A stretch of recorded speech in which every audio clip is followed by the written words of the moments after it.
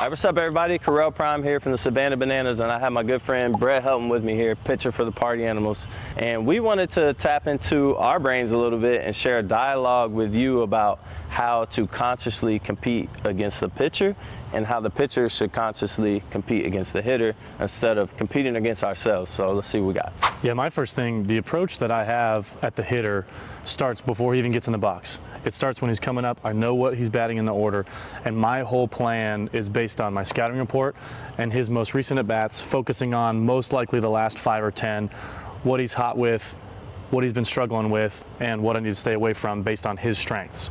So when he gets in there, my first pitch of the AB is going to dictate whether I'm going to flip my approach or I'm going to stay with my approach. You can have a feeler where if you throw your best and they have a really good take or they have a really good swing, you can flip it and be like, that's not me today. I'm not going to ride or die with that pitch right now. I'm going to flip it and go somewhere else. So if my first approach is going to be attack this guy away soft and he has a really good take on that pitch, I can either flip and say, okay, if he's going to take a really good pitch away, he's most likely going to be thinking about the opposite pitch inside. If we think that they might switch, and I think I might switch, then that's where the chess match comes of what's going to be the very next pitch. Am I going to keep doing with what was just successful? Am I going to keep going soft away?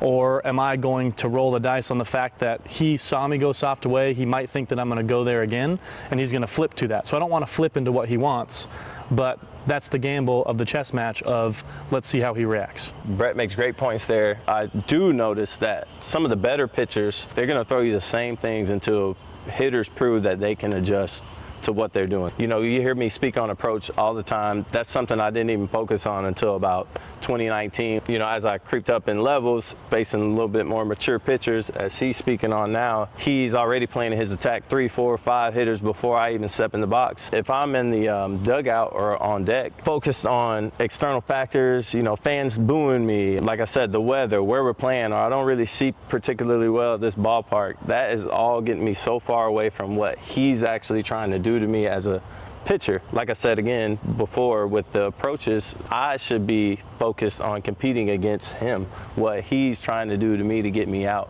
The multiple things you should know every day when you're throwing is what your ride or die is, and then what's hot that day to know how to attack a pitcher or a hitter. So you're gonna have to know what your ride or die is so you can attack him in account to win that at bat, no matter what, based on him.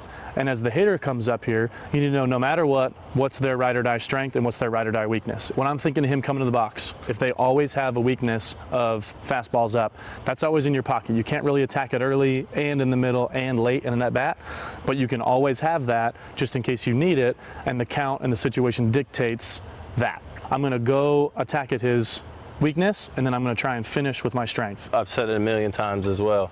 You can always bring your mind to the ballpark. So there will be times where we're playing 6 or 7 games in a week. Then we have a day game coming up the next day, and that goes back to same thing Bret said, knowing what the hitter's weakness is and also knowing his strengths. So as a hitter, knowing what you do well, what pitches you hit well, so that day game when you're coming after you've ran all over the ball yard the night before, you're not going to feel particularly good the next day. You're probably going to be a little slow, a little sluggish, a little sore.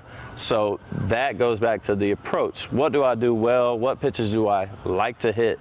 And maybe I cue my approach to looking for certain pitches that are going to help me be successful based off of how I feel and based on the pitcher that I'm facing. Confidence is everything, and your conviction in whatever pitch you're about to throw is the only way to have consistent success on the mound. Always ride or die with your best stuff. Just know that sometimes if your best stuff goes into a pitcher or a hitter's strength, you need to flip that. Same thing as a hitter. Sometimes I'll face a pitcher, certain righties, crafty righties, you know, guys who can move the ball a little bit. You do have to dive a little bit deeper. Pay attention on deck. What are his tendencies? What is he doing against other hitters that are righties, similar to you as a player, and how they're trying to attack them? And you can kind of go to the box with some sort of a plan to kind of build off of. And a little secret for people that don't realize, if you want to get a little dirt on the guy you're about to face, go check out his highlights, because nobody posts themselves getting out. And if every time they post a video it's because they hit a pull-side home run on a fastball, that's probably their strength. Go against it. So there's so much that goes into approach and planning, but what we really want to emphasize is competing against each other. His job is to try and get me off balance and get me out, and my job is to try and get on base and eventually score to help my team win the game. Confidence is key. If you wake up to dominate, you're going to have all day to do it, and you're going to go to bed happy. Confidence is 100% the key, but what are we confident in? Be confident in your approach and your abilities to think the game the way it should be thought out and compete against the pitcher. Get confidence in your preparation. Period. Dope. Dope. Confidence is key. Socrates. I like it. If you wake up to dominate, you're going to go to bed dominating. You're going to dominate during the day. You're going to dominate. Right. Hold up.